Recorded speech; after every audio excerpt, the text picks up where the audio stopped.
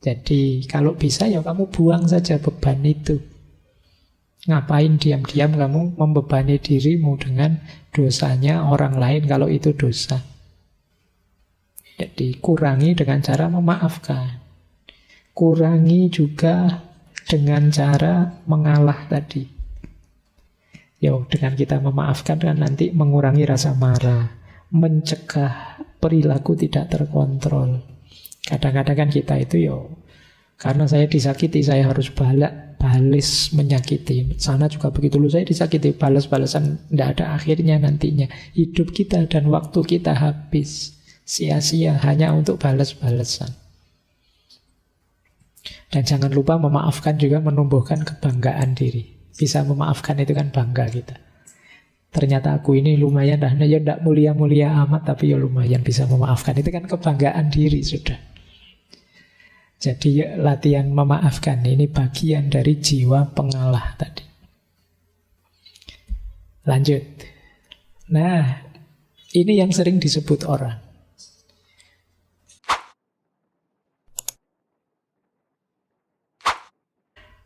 Baik, kita lanjutkan. Ini masih panjang membahas wani ngalahnya. Sekarang kita belajar beberapa hakikatnya. Apa sih hakikatnya orang mengalah itu? Ada beberapa, catatan saya mungkin ada 6, ada 7. Yang pertama, orang ngalah itu sebenarnya dia sedang bertarung mengalahkan egonya sendiri. Secara natural, manusia dengan egonya itu kan sebenarnya menuntut ini, menuntut itu. Ingin sukses, ingin berhasil, ingin meraih ini, ingin meraih itu. Yang sering merepotkan kita, yang sering menyusahkan kita dalam hidup itu kan kendali ego ini, tuntutan-tuntutan egois. Nah, mengalah mengajarkan kita untuk mengalahkan ego. Sebenarnya sih diri kita menuntut, ayo kamu maju saja, kalahkan semuanya. Kamu mampu kok, kamu bisa kok. Kan kita selalu diprovokasi seperti ini oleh para motivator-motivator. Ya kan, ayo kamu bisa, ayo kamu mampu. Kalau sekedar membujuk diri untuk melampiaskan keinginan egois itu mudah, karena memang sejak awal ada banyak tuntutan dari ego kita untuk mencapai ini, mencapai itu. Justru yang sulit itu menyapihnya. Apa menyapih itu? Jadi menyapih itu mengerem dia. Itu lebih sulit. Nanti kalian rasakan bedanya mengendarai ego dan mengerem ego. Itu akan jauh lebih berat ngerem ego. Banyak manusia itu lebih sulit ngerem egonya dibandingkan melampiaskan atau mengendarai egonya. Perjuanganmu untuk sukses itu mungkin berat, tapi akan lebih berat setelah kamu sukses mengendalikan dirimu. Itu yang disebut mengalahkan ego. Nah, tantangan untuk wani ngalah itu sebenarnya tantangan untuk mengalahkan ego. Kadang-kadang agak trik. Kamu ngalah, tapi ngalahmu juga karena alasan tuntutan egois. Ada pamrih egoisnya. Kenapa kok kamu ngalah saja? Tidak apa-apa, ini strategi biar dia senang sama saya. Nah, ini ngalahnya belum murni, masih ada tuntutan-tuntutan egois. Kadang-kadang ada orang ngalah terus menyesal. Ngapain saya tadi ngalah? Akhirnya saya malah, nah itu berarti ngalahmu masih ada pamrihnya. Ini mengalah tapi masih belum bisa mengalahkan ego. Ngalah hanya jadi strategi tertentu untuk memanjakan ego. Ini juga belum positif. Hakikat ngalah yang sejati itu ngalah yang menaklukkan ego. Ego penting. Karena kalau tidak ada ego, tidak ada keinginan hidup, tidak ada gairah, semangat meraih ini itu, hidup kita nanti dingin. Tapi juga harus ngerti batasnya. Nah, untuk berhenti di batas, itu kita perlu kemampuan ngerem tadi. Jadi ini uniknya manusia di situ. Pak, kok Allah itu ngasih kita juga ego, ngasih kita nafsu segala sih Pak? Ya dikasih yang baik-baik saja. Karena sebagian besar kenikmatan kita, kesenangan hidup kita ada di situ. Dan Allah itu ingin kita senang, ingin kita bahagia. Tapi yo kita tetap harus tahu batas, karena kesenangan tadi bisa blunder pada akhirnya kalau kita tidak bisa mengendalikannya. Jadi kuncinya di situ. Makanya yo tidak usah protes. Allah memberi kita nafsu, memberi kita hasrat ini, hasrat itu. Itu Allah ingin kita gembira dengan itu, senang, bahagia. Cuma ya kita harus ngerti batasnya. Nah, kuncinya di rem tadi. Oke. Yo seperti mobil kan, kalau ngegas terus, yo wassalam. Kamu tidak akan bisa memanfaatkan secara maksimal mobil yang kamu miliki. Agar lengkap, yo ada gasnya, ada remnya. Begitu digas kamu gerak, kamu nyaman. Begitu ada bahaya, yo kamu rem biar tidak nabrak. Mobil di sini gas dok yo, jungkel kan mesti. Tapi mobil tidak ada gasnya, rem dok, ayo ngapain kamu punya mobil? Nah, di situ pentingnya kamu tadi ya harmonis, keseimbangan. Nah, jadi ngalah melatih ego kita. Filosofi yang kedua, ngalah berhubungan dengan kekuatan kontrol diri. Jangan dikira orang ngalah itu lemah. Orang ngalah itu kuat. Kenapa? Tidak sembarangan orang bisa ngalah. Mengalah tidak berarti kalah, tetapi mempersembahkan kemenangan kepada yang lain. Jadi, kalau mau saya bisa menang. Tapi ya, tidak apa-apa, kamu dulu yang menang. Ini kan orang ngalah namanya. Jadi berarti apa? Dia kuat. Jadi ngalah tidak sama dengan kalah. Juga jangan jadi modus, wah ini kelihatannya saya mau kalah ini, tak pura-pura ngalah saja. Ya enggak. Kalau itu namanya bukan ngalah, ya tetap kalah itu namanya. Orang ngalah itu dia tahu dia bisa menang, tapi dia milih membahagiakan yang lain. Biar dia saja yang menang, itu ngalah. Dan ini berat karena ego tadi. Maka hakikatnya mengalah yang kedua, mengalah itu kekuatan. Jangan dikira ngalah itu kelemahan. Hanya orang yang batinnya kuat yang mampu mengalah. Kita cenderung harus kita yang unggul, karena kita yang lebih benar, kita yang lebih baik. Harus kita yang menang. Jangan sampai mereka yang menang, harus kita. Kan manusia itu cenderung begitu naturalnya. Tapi kalau ada orang, biarlah kemenangan ini aku persembahkan untuknya saja. Oh ini orang kuat. Dan jangan dibayangkan akan ada di sekitar kita sebentar lagi. Sulit.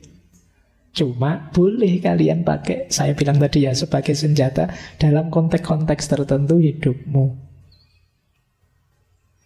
Kadang-kadang kamu perlu ngalah. Kalau tidak kamu latih, kamu tidak bisa ngalah. Kalau tidak ada orang yang mau ngalah, hidup ini tidak berputar.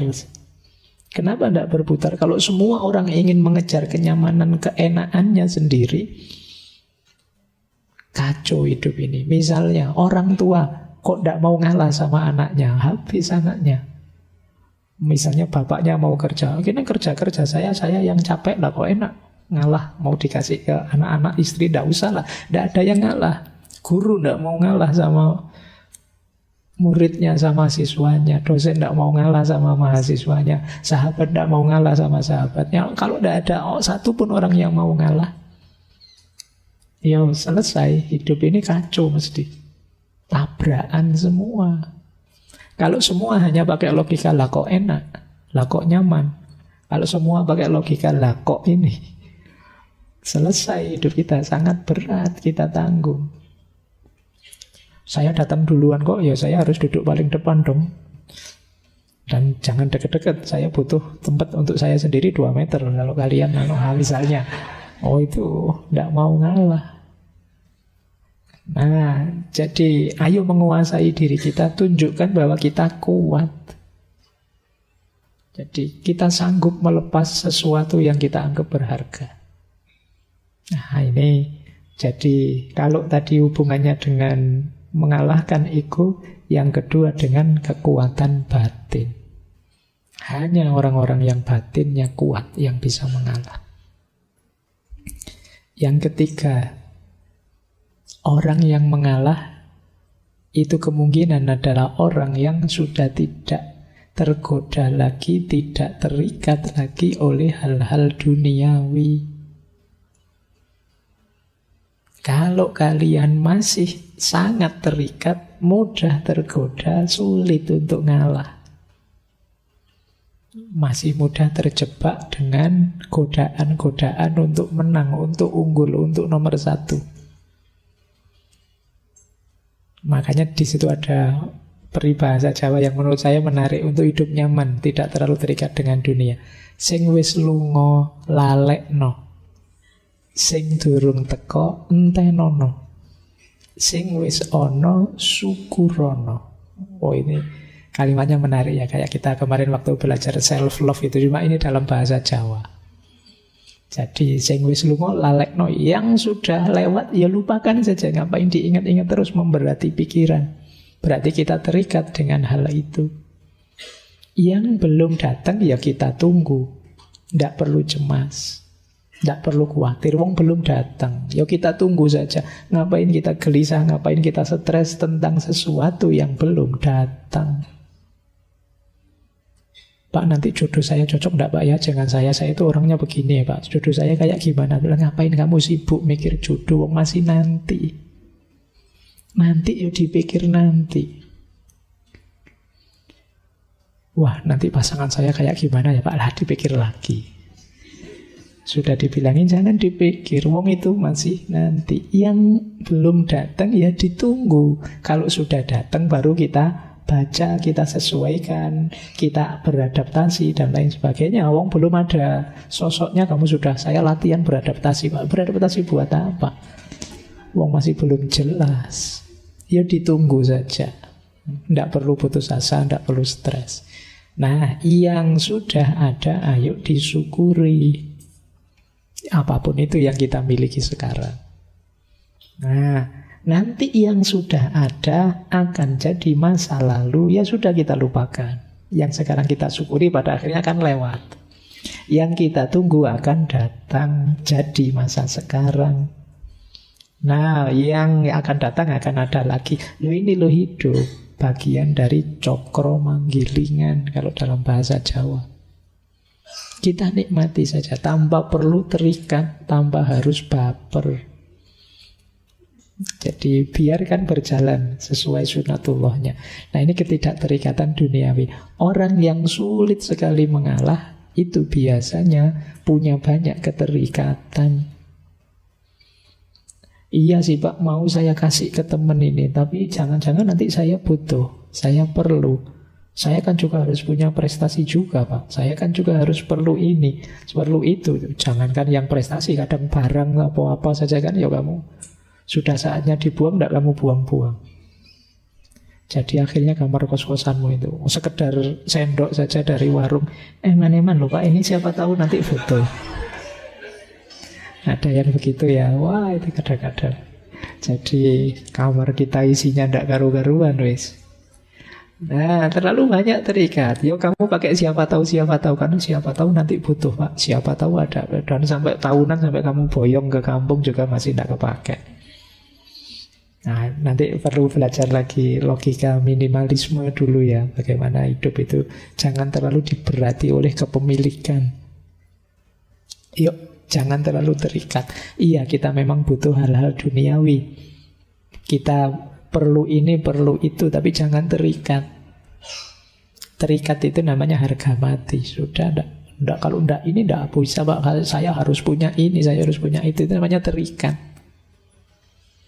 Oh, kalau enggak ada ini, saya masih ada ini kok Pak. Kalau enggak ada itu, saya masih bisa ini, namanya enggak terikat. Waduh, listriknya mati, enggak apa-apa, masih banyak bisa melakukan hal lain tanpa listrik. Sinyalnya kok seret, enggak apa-apa, ya berarti enggak usah pegang HP yang perlu sinyal, game yang enggak pakai Nah, ada banyak alternatif kok, enggak usah takut. Tapi kalau kamu terikat di satu atau dua hal, ya nanti akibatnya tadi egomu semakin besar. Jadinya kamu sulit ngalah. Oke ya. Baik, ini hakikat mengalah yang ketiga. Hakikat yang keempat. Orang itu bisa mengalah kalau dalam dirinya sudah muncul cinta yang tulus pada sesama, pada apapun yang ada di sekelilingnya. Tanpa adanya cinta, mengalah tadi mungkin hanya strategi untuk lagi-lagi memanjakan ego. Seolah-olah ya sudah saya ngalah, kamu saja yang menang. Tapi di balik itu ada kepentingan lain. Kenapa bisa begitu? Ya karena tidak didahului dengan karakter cinta. Maka tantangan wani ngalah tadi kelihatannya sederhana. Alah Pak cuma ngalah saja kan begitu, saya bisa enggak? Ada prasyaratnya. Antara lain apa? Ngalahmu itu harus terbentuk karena ada rasa cinta.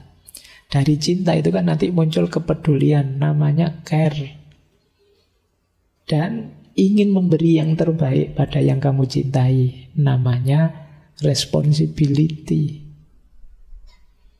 Tanpa adanya cinta mungkin kamu ngalah, tapi ngalahmu biasanya masih ada pamrihnya. Tidak demi dia tapi demi dirimu. Jadi mengalah itu bisa disebut manifestasi dari cinta yang tulus. Tanpa ada cinta, mengalahmu belum tuntas. Dengan adanya cinta, mengalah itu nanti jadi manifestasi keikhlasanmu, manifestasi pengorbananmu atas nama cinta. Baik, ini tidak perlu saya jelaskan lama-lama ya. Kalau tentang cinta kalian sudah tinggi wawasannya, infonya sudah banyak. Saya lanjutkan. Yang penting yang keempat sudah ya. Jadi ternyata ada hakikat cinta di balik mengalah. Orang yang benar-benar jatuh cinta bisa dilihat hidupnya saling mengalah, bukan saling egois. Jadi kalau cinta kok masih saling menuntut, masih menuntut untuk dibahagiakan, dipuaskan, dinyamankan, ini masih negosiasi, masih belum cinta. Aku memberi apa, kamu memberi apa. Tapi kalau sudah cinta yang tulus, isinya tadi saling mengalah. Aku memberi yang terbaik untuk dirimu, kamu memberi yang terbaik untuk diriku. Karena kita sama-sama memberikan yang terbaik, ya kita sama-sama meningkat pesat. Maka orang yang saling mencintai itu kan, kalau ini cintanya tulus, ya kualitas dirinya naik pesat gara-gara cintanya.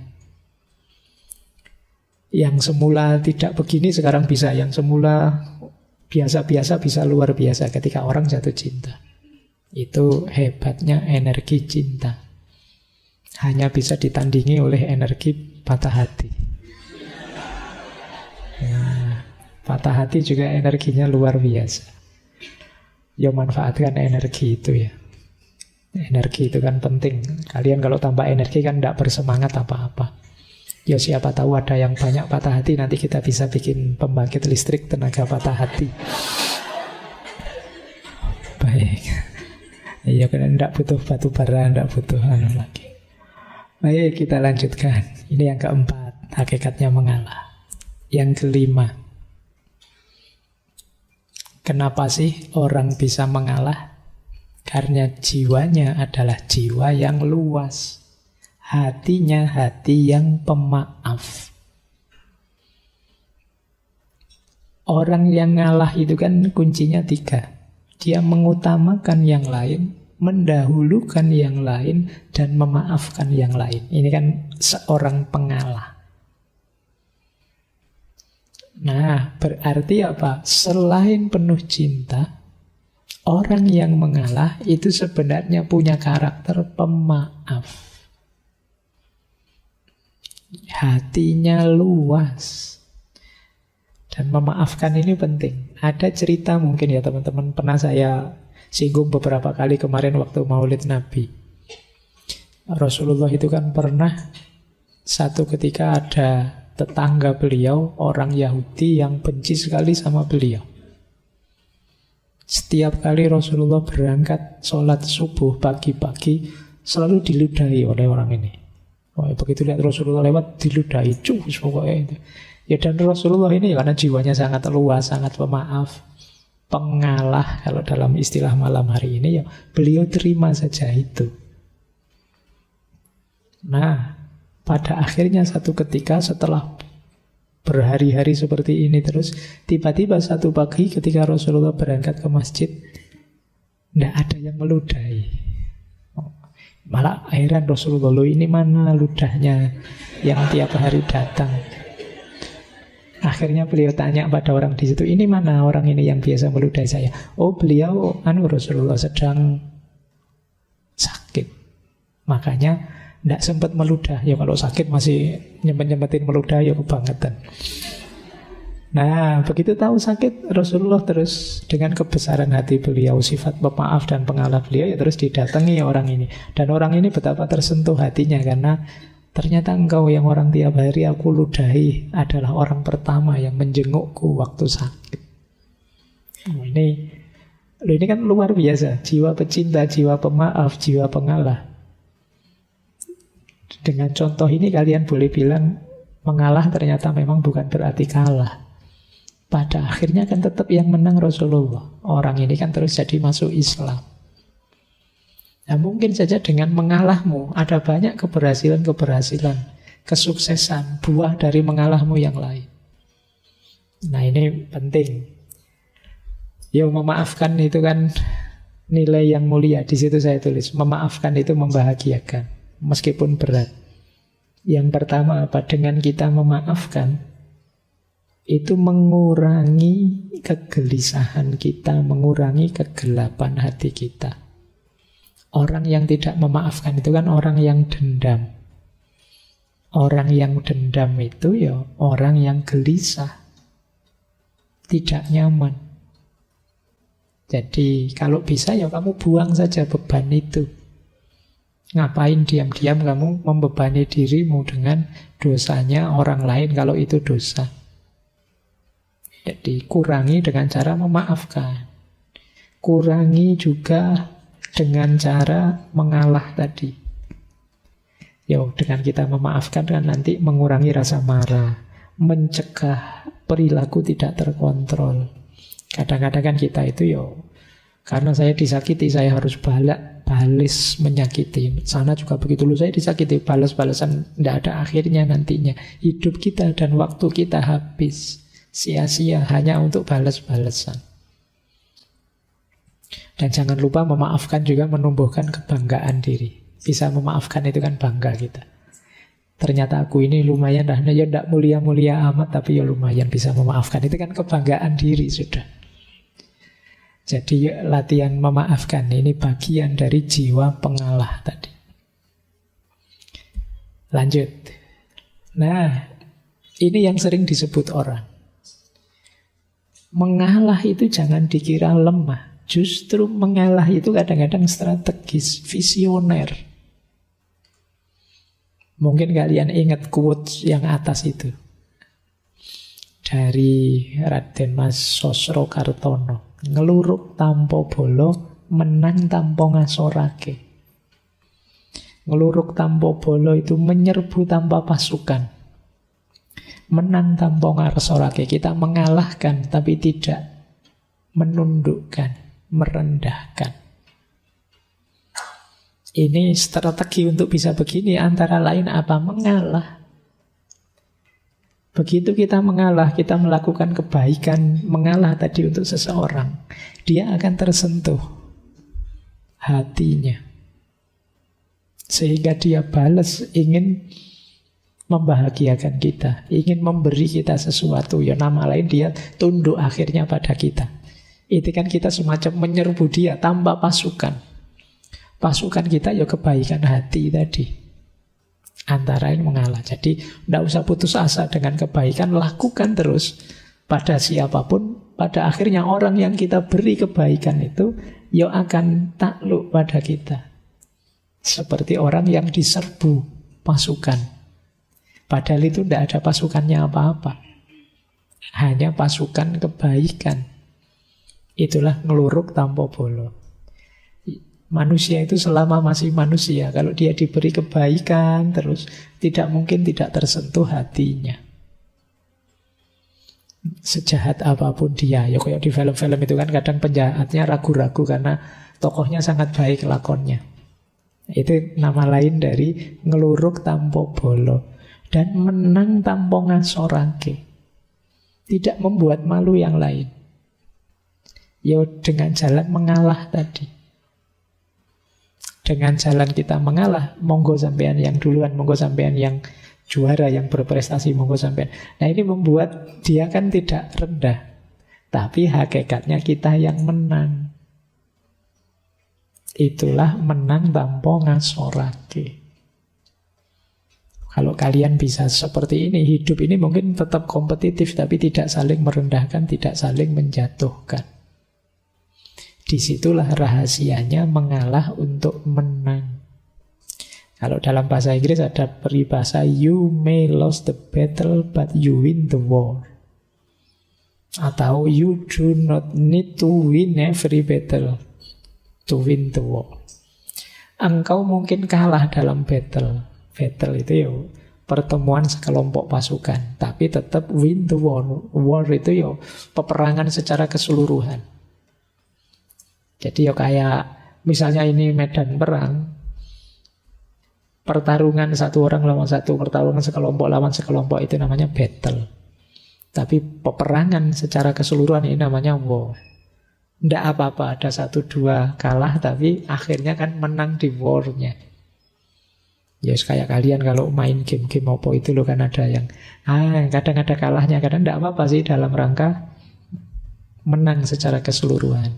Persis kayak kalian kalau main catur, kadang-kadang tidak apa-apa wis, kudanya dikorbankan, bentengnya dikorbankan, prajuritnya dikorbankan, asalkan nanti kita menang. Itu lost the battle but win the war.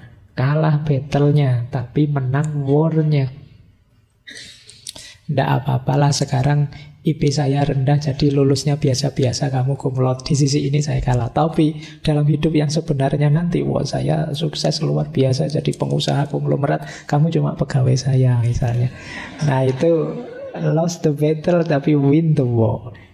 Nah, ini jadi kadang-kadang mengalah itu bisa dijadikan strategi. Di banyak kisah-kisah perang, ya nanti kalian bolehlah baca-baca strateginya Sun Tzu atau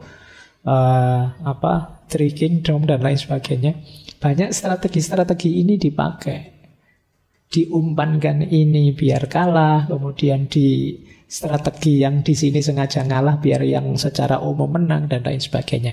Itu namanya lost the battle tapi win the war. Ini penting. Yo hidup juga harus taktis. Jangan nyeruduk terus, maju terus. Gampang kalah. Ada strategi mundur sebentar, ada ngalahnya, tapi nanti kita memenangkan seluruh peperangan. Nah ini ada rahasia ini juga dalam mengalah. Jadi visioner dan strategis. Melihat jauh ke depan. Tidak apa-apa sekarang saya kalah, tapi ke depannya nanti saya sudah target ke sana. Dengan modal sekarang saya bisa menang. Nah ini namanya lost the battle tapi win the war. Ini hakikat mengalah yang ke-6. Hakikat ngalah yang ke-7. Ternyata banyak hakikatnya ya. Padahal judulnya cuma 2 kata, wani ngalah. Tapi rahasianya luas. Mengalah itu bagian dari spiritualisasi kehidupan. Yang duniawi tadi kita ilahikan, kita spiritualkan. Ada yang bilang ngalah itu sebenarnya dari akar kata ngawah. Mengawah, mengilahi. Hal-hal duniawi kita spiritualkan. Mengilahi itu begini loh. Kalau kita punya uang, kita pakai untuk seneng-seneng makan dan lain sebagainya, ya wajar saja itu. Yang duniawi kita pakai untuk dunia. Tapi ketika uang ini kita sedekahkan untuk fakir miskin, anak yatim, dan lain sebagainya, berarti uang ini kita spiritualkan, kita ilahikan. Nah, mengalah juga punya logika seperti itu. Biarlah aku membahagiakanmu, biarlah aku berikan ini untukmu, itu kan ngalah. Tapi dengan ini yang aku berikan tadi, kalau aku nikmati sendiri ya itu nilainya biasa saja. Tapi begitu aku berikan padamu, nilainya jauh berbeda. Sekarang dia bersifat spiritual. Sama-sama uangnya dibuat main dengan dibuat sedekah, itu kan beda. Ketika dibuat sedekah, uang ini jadi spiritual. Kemenangan kita juga begitu, kepemilikan duniawi kita juga begitu. Nah, cara menspiritualkan antara lain dengan cara mengalah tadi. Jadi, menspiritualkan peristiwa sebagai sarana menuju Allah. Tidak lagi fokus pada keuntungan atau kemanfaatan duniawi. Inilah hakikatnya mengalah.